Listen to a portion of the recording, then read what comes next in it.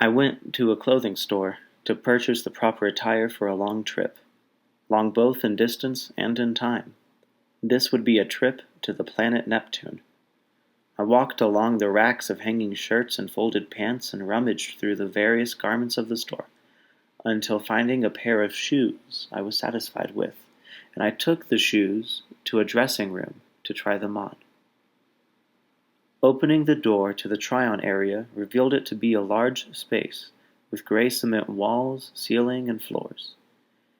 There were rows and rows of tall red lockers in this room, with small wooden benches to sit on in between each row. I thought I saw something move across one of the lockers, but my eye couldn't quite catch it. Was this a mere illusion? Was it a hallucination from the headache of knowing my journey ahead? I wasn't quite sure, so I took out my iPhone and turned on the camera setting to see if it would have better vision than my own eyes.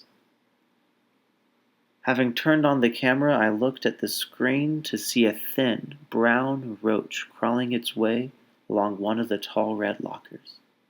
I glanced up from my phone but could barely make out a smudge with my own eyes. The phone's camera setting would work well enough.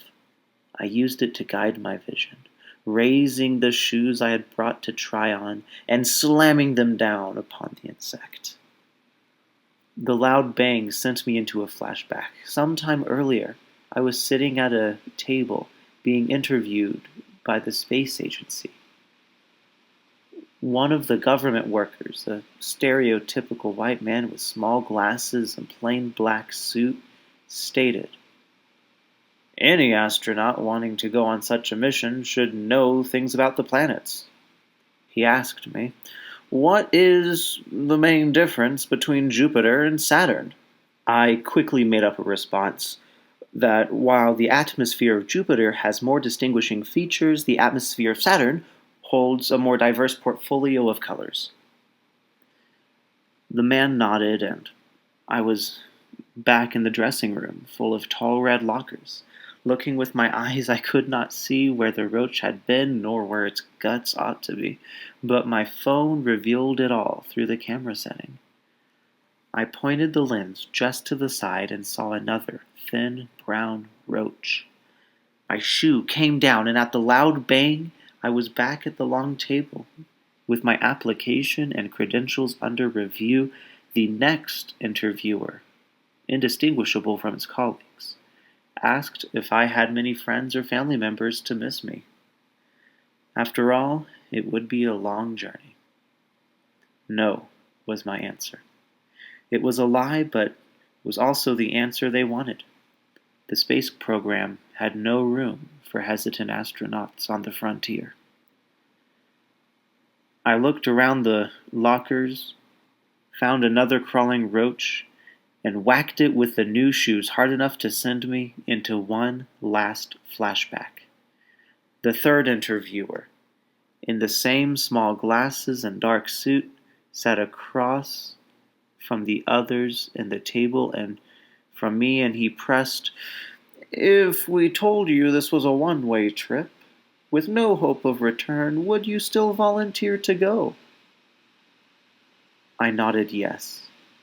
He looked at me without emotion, speaking as if reciting the blandest of facts. "No probe nor satellite we have ever sent out towards Neptune has ever had a successful mission. We lose communication with each one of them somewhere past Saturn, but suspect a little bit of human ingenuity can get the job done and leap over those hurdles our computers can't." This time when I phased into the locker room and took a shoe to squash yet another roach, the scene with the dressing room was itself like a flashback. And I next opened my eyes to see the main cabin of a spacecraft. A second crew member glanced over at me with a reassuring smile as we shook from the power of the engines and lifted off of the launch pad. I blinked and we were passing by asteroids. I blinked and we were passing by Saturn. I closed my eyes and opened them one last time, and my fellow astronaut was on the radio with ground control. She was reporting our position, nervously excited, because this is the point where all other probes and satellites had gone missing, but we seemed to be doing just fine.